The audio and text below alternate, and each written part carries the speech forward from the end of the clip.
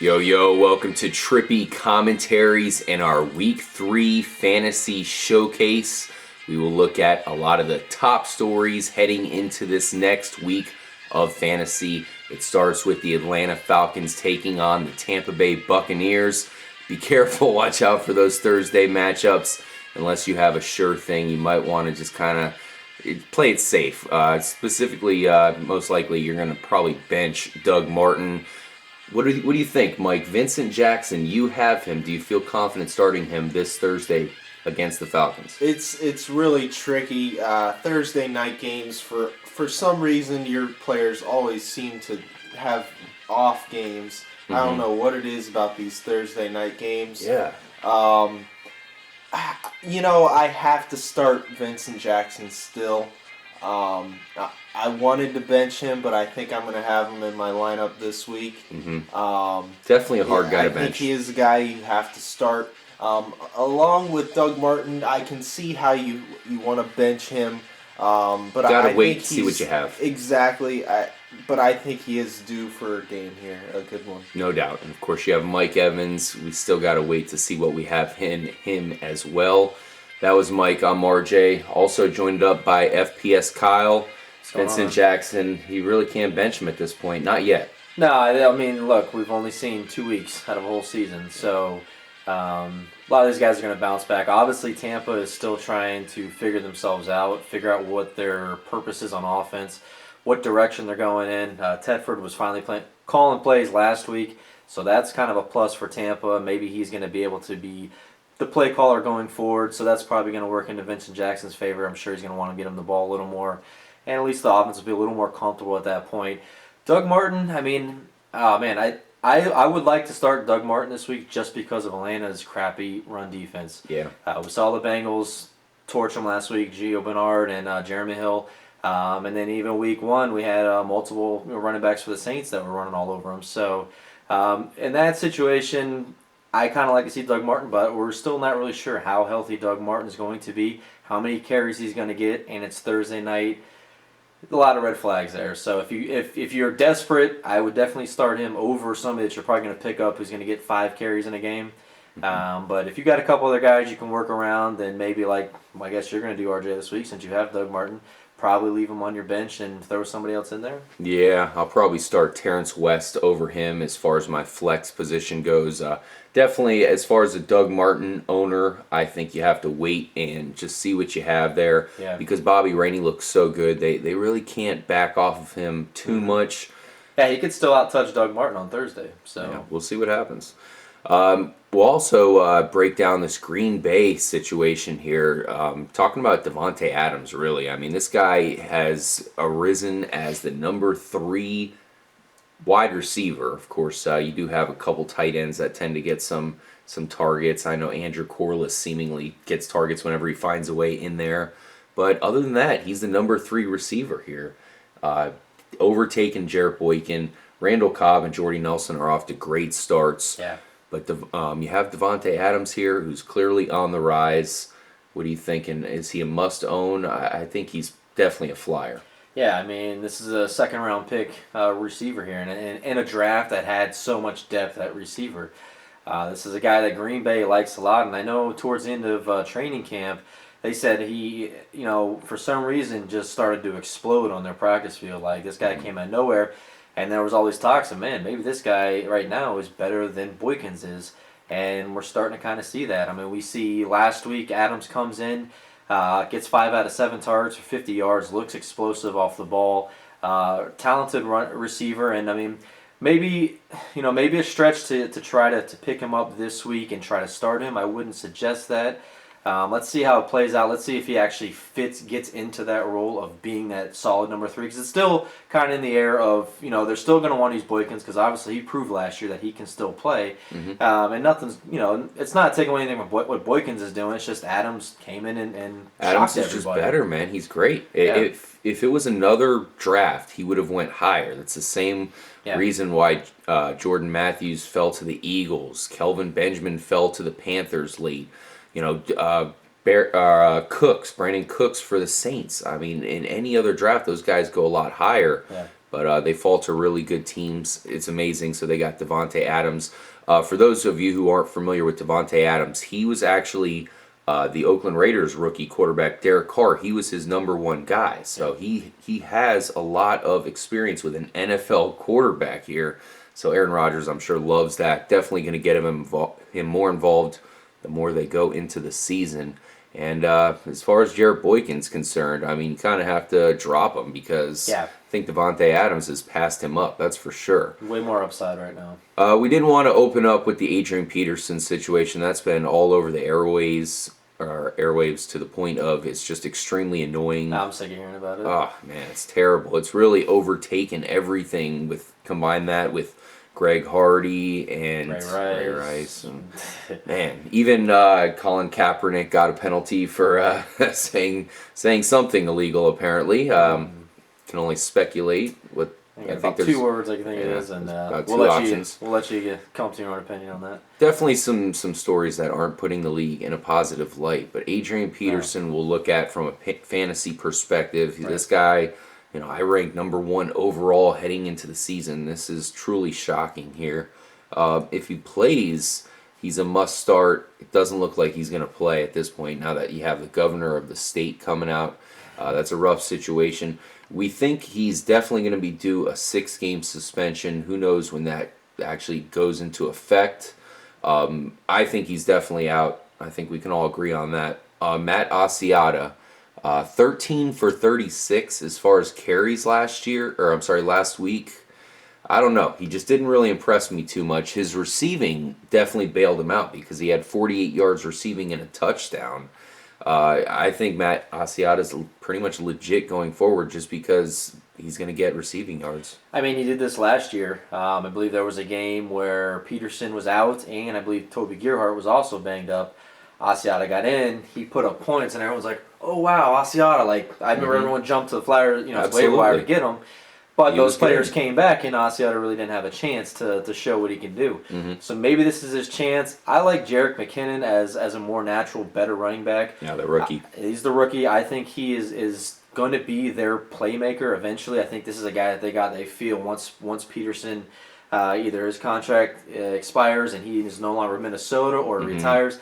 This would be that. Yeah, kicked off the team, kicked out of the NFL. Who knows at this point? Hopefully not that far. I hope this would be the guy to step in there and be that number 1 main running back.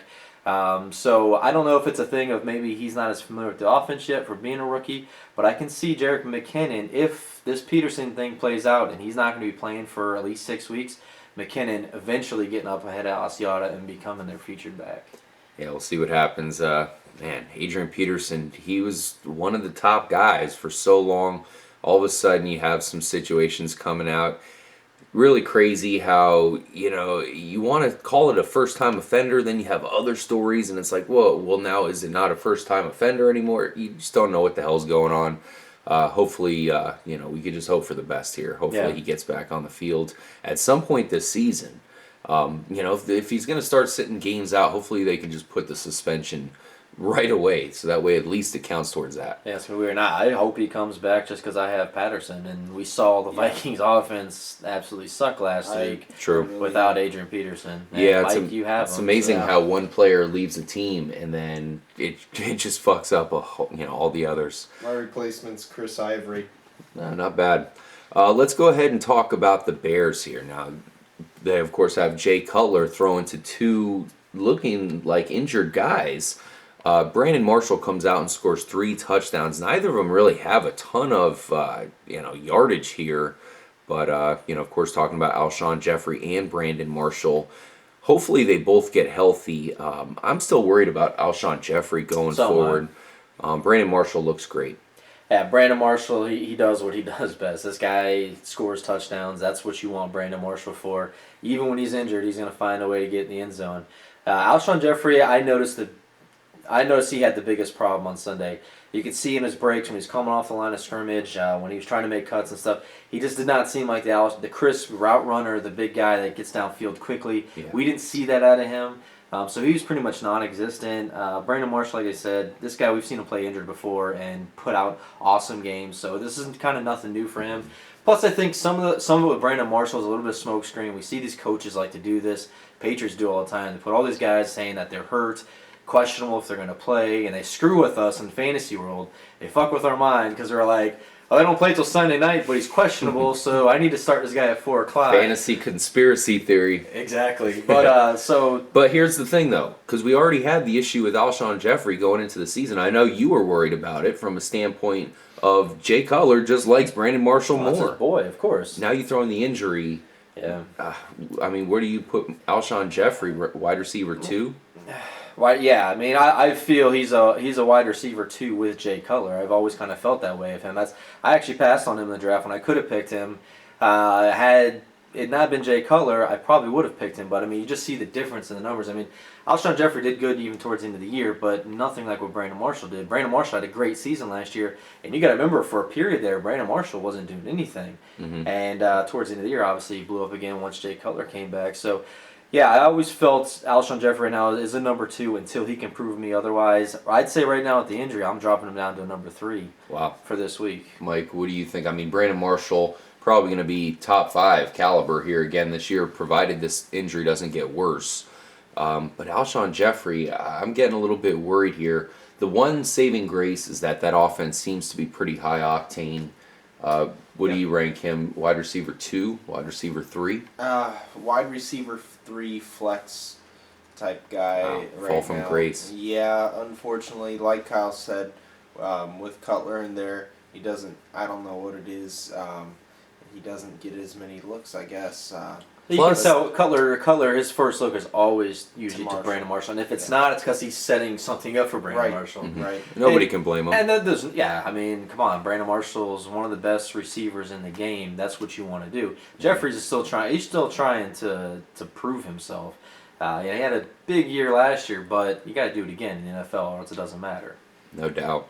But now talking about Jay Cutler, he actually is currently the number 2 ranked quarterback overall. Of course, it's a super small sample size here, but still coming out the chute pretty good. Has the 2 really good wide receivers. Marty Bennett looks like a possible legit tight end here.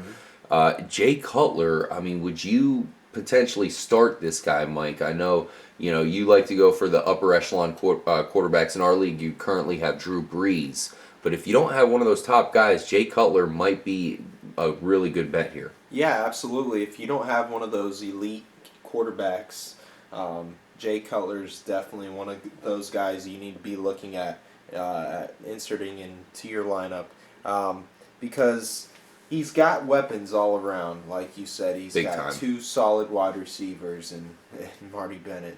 And Matt Forte. Pretty damn good running back. So, he's going to put up numbers now. You can say, maybe you go off of matchups with Cutler. Yeah. Maybe you shy away from him on those tough defenses that are going to cause a lot of turnovers and give him trouble. Yep. But maybe watch those games closer and see how he does, and just grade him and go with who's best. Yeah, that's with Cutler. I'm definitely looking at matchups, and he's got a great one this week against the Jets, who've given up the 2nd most fantasy points this year to quarterbacks. So, depending on if Jeffrey is healthy and he's feeling better, he gets more practice in this week because those 2 didn't really practice at all last week. So, to see those guys if they come back on the field and they're back practicing. Jay Cutler's probably got to roll through, especially if maybe you were one of those people that was hoping RG3 was going to bounce back this year. Yeah. You lose him, maybe Jay Cutler's still a free agent in your league. I don't know why he would be, but that's what I was thinking. Is maybe he's a free agent in some leagues, probably not, but perhaps the person who has him is using him as a backup, and maybe you could trade for him, and he probably wouldn't be worth a ton. There he is, right there. You just got to wait. When is the injury coming? Because it's going to happen. You think? When Can't happen this year. They don't have Josh McCown to bail him out there. Speaking of the top 5 list, I know Cutler's currently number 2. Andrew Luck currently ranks number 1. That's not too surprising. Stafford coming in at 3. Calvin Johnson's going to make him pretty legit the entire season, most likely. Peyton Manning at 4. I'm sure that's good territory for him to start taking over as that legit number 1. And Matt Ryan, number 5. You have Aaron Rodgers at number 6. Nothing too surprising here in the top 5. I would think Matt Ryan is probably going to bounce back from last year and be a top 5 caliber guy this year. Oh yeah, because he's got his main weapon back. He's got Julio Jones back. So when you have him and you have Roddy White, who's healthy, those two right there are very hard to cover. Harry D. And you got Harry Douglas, who, because of the injury last year, Harry Douglas got a lot of playing time. So this guy, him and Matt Ryan, were on page last year because Harry Douglas had a lot of good games. So now he's in there playing the number 3 guy. You got a few running backs they can throw it to. Why can't Matt Ryan be good? We've seen him be good in the past. Last year, I think it was just kind of a fluke year for him. One thing, what about the loss of his biggest weapon, Tony Gonzalez? Yeah, he has a pretty good tight end as far as end zone wise. I think Tatui there, or Tatupu, or however you want to say his name. He's been pretty good from 2 yards out. He's like a shotgun blast. Pretty good from close range, but you're not really going to feel it from too far away. So you just add him with those good wide receivers. Like Kyle said, Harry Douglas is very versed in that offense, and Matt Ryan just knows that. He has this number 3 guy who's going to be guarded by probably someone who's usually not in the game. He can go to at any time. That's going to make their offense dynamite. Also, all those running backs are really good in the receiving game. Even old man Steven Jackson, if you look at his career stats, pretty impressive in the passing game. I don't think it's really going to reflect too much this year for the Falcons, but he can catch the ball if need be. Jaquiz Rogers, that's pretty much the best part of his game is the receiving yardage. And Devontae Adams is probably going to, Devontae Freeman is just going to get more and more involved as the season continues. Let's look at the top 5 running backs here. We got DeMarco Murray, number 1. I think he definitely could be the number 1 guy. Our only question mark about him was injuries. Yeah, that was exactly. I mean, he catches it. He does everything. Very explosive running back. Yeah. He does not surprise us. He's number 1. Yeah. Number 2 is Le'Veon Bell, another guy. Didn't surprise me at all. I mean, he's legit. He surprised me at number 2, but it's only 2 weeks. Yes, small sample size. He's had probably one of the better starts out of all these running backs, for sure, in my opinion. He's had some big touchdown runs. He's just looked really good too. I mean, some of his long runs were not just broke through the line and he's gone. He's sitting there juking people out, running sideways. Like what I see from Bell so far. Number 3, speaking of looking good, Darren Sproles pretty much won the game against the Colts last night against the Eagles. This is a guy we were talking up heading into the season. Really went low. For anybody who was smart enough to pick him up is paying dividends here because this is going to be huge all season long. I think he's going to stay healthy. It's going to be a huge 1-2 punch, and I think they're going to run the ball left and right. Yeah, who would have thought Sproles was going to be ahead of McCoy? That was the problem why a lot of people passed on Sproles because they're like, well, McCoy does everything in this offense already. So yeah, it's kind of unfortunate for McCoy owners. He's going to lose a little bit because of Sproles. Yeah, but he's going to be fine. They're both going to be fine. Yeah, it's going to take away from the receiving core of the Eagles. I'm not even that much because I think you're going to see Macklin, who might be a top 10 wide receiver here all of a sudden. He's going to get a lot of yardage here, and you're going to see Riley Cooper not do much. You have tight end Zach Ertz, who's going to do his tight end yardage and touchdowns. It's going to be a pretty good offense here, and all of a sudden Nick Foles looks like he might not be that bad after all. Well, if he can start a game the way he's finished games lately, he's going to be really good. They looked horrible last year. Game. They've been starting off really slow, really bad, really off pace on their offense. I don't know what's going on there because last year we were like, this team offense is pretty much unstoppable. Right. Maybe not having Deshaun Jackson is making that big of a difference right now. I mean, I don't know what else to really say other than maybe last year was the fluke. We'll see. We'll definitely see. Let's get back on track with the running backs here. Number 4, Marshawn Lynch. Seattle Seahawks, of course. I mean, that's another guy, not a surprise at all. Number 5, Giovanni Bernard, another guy who I think definitely deserves to be in the top 5. Small sample size. You almost think as big of games as he's had so far, you'd be higher. But that's just how good Marshawn and, of course, Darren have been, Darren Sproles. Yeah. Also want to point out number 6, Arian Foster. This is a guy we definitely wanted to talk about. He's been a workhorse back. A little bit different than what we've used to see from him, but, of course, getting a lot of carries like always, so definitely a guy who looks really, just looks great right now. He does. Looks like a legit running back one. Health is the only concern there. Also wanted to point out Brian Quick. He looks like definitely the number one guy in the Rams organization there, because Austin Davis probably had a ton of practice with Brian Quick. I guarantee you over the preseason, you had Sam Bradford was probably working night and day with Tavon Austin. That's not helping him out right now at all. Yeah. Both those guys are off the field, and I think this Brian Quick,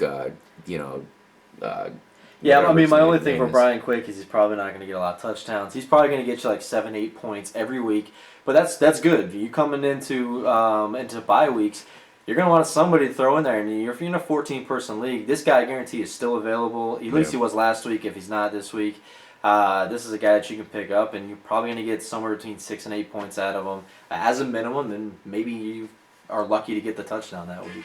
Yeah. Mm-hmm. Speaking of picking up, you might want to pick up Kirk Cousins as he takes over the Washington Redskins. I think he's going to go, a lot of people are going to not really notice him, especially guys who don't need quarterbacks, because let's face it, there's a lot of good quarterbacks available. A lot of people aren't really looking to get a new one. Kirk Cousins might be better than your current quarterback. You might want to take a look at it and figure that out. And, of course, James Jones, we all know he blew up over the weekend.